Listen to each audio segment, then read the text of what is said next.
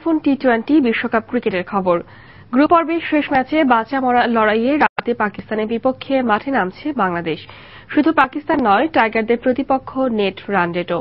Super 8-এ উঠতে গেলে বড় ব্যবধানে হারাতে হবে হাফিজের দলকে। আরো জানাচ্ছেন এস এম আশরাফ।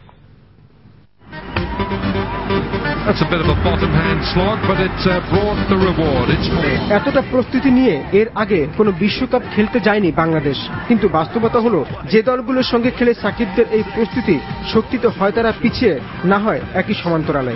তাই নিজেদের দুর্বলতা কতটা খুঁজে বের করতে পেরেছে মুশফিকের দল নিউজিল্যান্ড ম্যাচের পর তা এখন প্রশ্ন সাপেক্ষ। প্রতিপক্ষ যখন পাকিস্তান, তখন সব সমীকরণে এগিয়ে রাখতে হচ্ছে হাফিজের দলকে। ব্যাটিং নাসির জামশেদ, কামরান আকমর কিংবা আফ্রিদি প্রত্যেকেরই রয়েছে যে কোনো বোলিং আক্রমণ গুড়িয়ে দেওয়ার সামর্থ্য।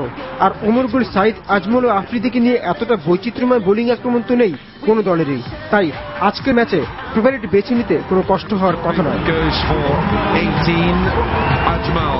কিন্তু এত সব সমীকরণ নিয়ে মাথা ঘামানোর প্রয়োজন কি আছে মুশফিকদের? তারা বরং অনুপ্রেরণার জন্য আশ্রয় নিতে পারে এশিয়া কাপে।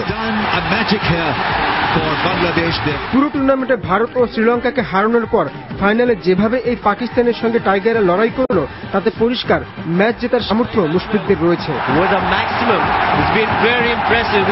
এশিয়া কাপের সেই দুরন্ত সাকিব তামিমরা যদি আরেকবার স্বর্ণিতে ফিরতে পারে, তবে বিজয়ের হাসি হাসতে পারে বাংলাদেশে। S M Ashraf,